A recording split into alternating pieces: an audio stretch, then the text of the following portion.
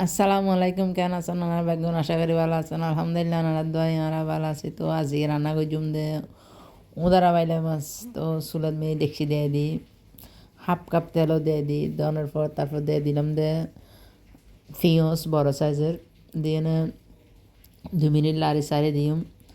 পেঁয়াজ কিনে একদম নরম হয়ে যাবে লাই। তারপরে এখন দিয়ে দিম দে মরিচ, হলুদ, লবণ, আদা বাটা, রসুন বাটা, 2 চামচ মরিচ, 1 চামচ হলুদ, 1 চামচ লবণ, আদা বাটা, রসুন বাটা, 1 চামচ আদা বাটা, 1 চামচ রসুন বাটা। তো এই ব্যাকিন এখন দিয়ে দিই, দিয়ে তারপর 2 মিনিট করে লাড়ি সারি দিও। মরিচ যত হসাইম এত মরিচের গ্রান বাড়াইব। তো এখন একটা আবার পানি দিয়ে দিও। তো হসাইতে হসাইতে এখন হসানো হয়ে গিয়ে এখন আই দিয়ে দিম দে বরণে 5 মিনিট আনলে গুঁড়ি দিম। এখন আবার বরণে কুলি 4-5 মিনিট তো গিয়ে এখন টমেটো দিয়ে দিই। টমেটো দিয়ে দেওয়ার আবার 4-5 মিনিট আবার লাড়ি সারি দিও।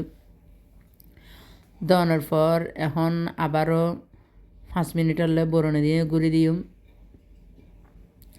তো 5 মিনিট পর এখন আবার বরণে কুলি টমেটো ন গলে সামান্য পানি দিই।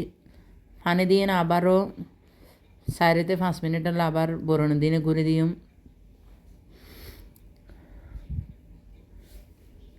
অতকিন টমেটো আছে দেখিন হারানো গলে এখন গলি গিয়ে তারপরে এখন আমি মাছ দিয়ে দিই। মাছ এখান বালা করে সহ্য করে 2 দেয় লাগি লবণ হলুদ দিয়ে নেয়, তাহলে হলুদ হলুদ লাদ দেয়।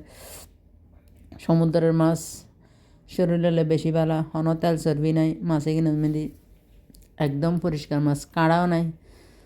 তো আমি লাড়ি সারি দিই।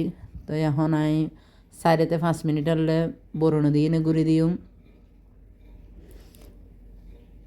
দেওয়ানোর পর এখন আবার বরণে কুলিয়ে না মাছ কিনতে হসে ইচ্ছে। তো এখন সামান্য করে পানি দিয়ে দিম, এখানে ঝোল ঝোল নইলে খায় না।